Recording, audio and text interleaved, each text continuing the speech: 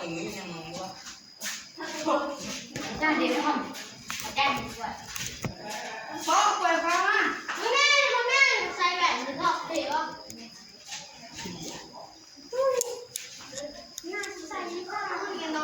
ถือว่าทักทายสบายดีเพราะว่าตอนนี้บางคำแล้วก็มีใจลายที่มาเอาเรื่องประวัติก็เป็นมาก็ใช้ได้เป็นคู่อาจารย์แลสำหรับตัวนี้เราบางคำก็ขอแสดงความขอบใจผู้ติดตามท่องทุกบางคำฉะนั้นนะบางคำก็เลยชี้มาเอาเรื่องประวัติก็เป็นมาก่อนที่ได้เป็นครูเนาะในปี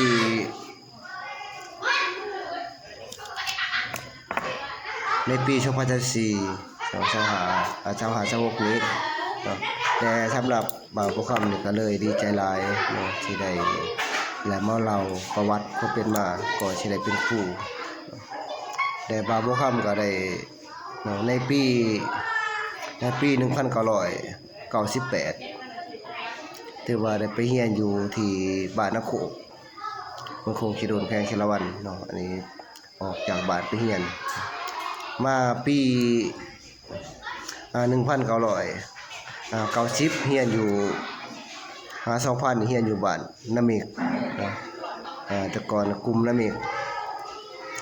และ2023แม่นเรียนอยู่ม.ต้นนามิกม.1 ม.2 ม.3 เนาะก็หลังจากที่จบม.3 ในปี2003แล้วก็ปี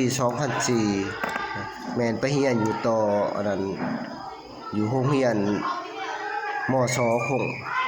ในปี2004 2005 2006จบม.6 อยู่เมืองคงสิโดนเนาะก็หลายนกหลายเต่าในปี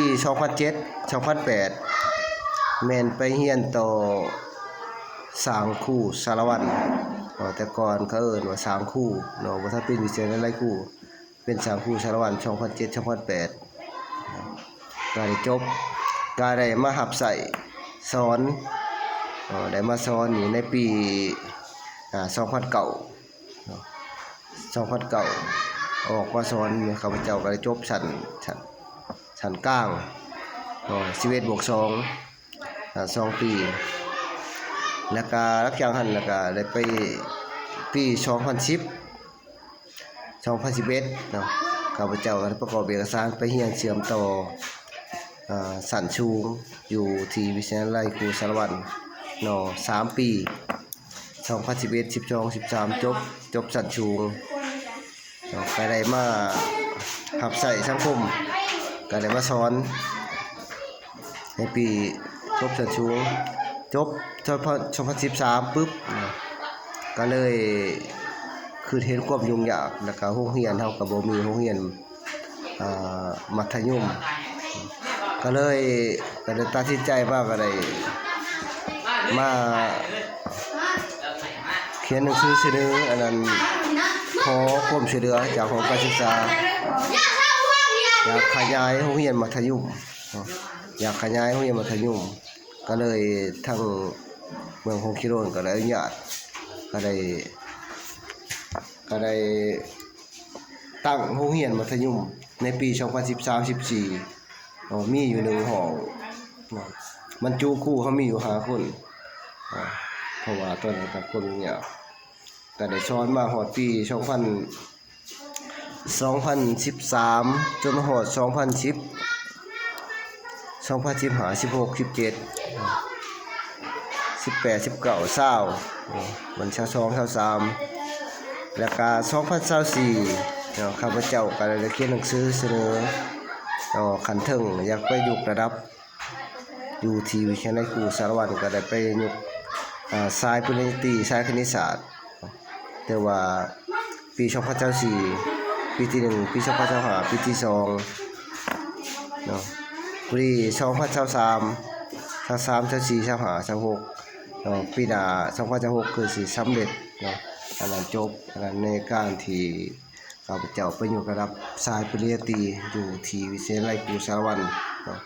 แล้วข้าพเจ้าก็ดีใจหลายเนาะได้มาเราแล้วก็ความเป็นมาเนาะจากที่ว่าเราก่อนสิได้เป็นครูก็อยู่ความยุ่งยากพี่น้องเนาะแต่ก่อนนี่ก็พ่อแม่ก็ยุ่งยากสับสนเนาะและฉะนั้นแหละเนาะบ่าวคำก็บ่มีหยังหลายก็ขอบอกขอบใจแฟนๆช่อง YouTube ผู้ติดตามช่อง YouTube บ่าวคำเนาะแล้วก็ขอบอกขอบใจนำทุกๆYouTube แล้วก็ทางพี่น้องชาวต่างแดนแฟนYouTube บ่ว่าสิเป็นทางพี่น้องฝั่งไทยแล้วก็ทางพี่น้องเฮาสปป.ลาวที่ติดตามคลิปบ่าวคำถ้าผู้ใดถึกอกถึกใจแล้วก็ให้กดไลค์กดแชร์กดติดตามช่อง YouTube บ่าวคำขอบใจ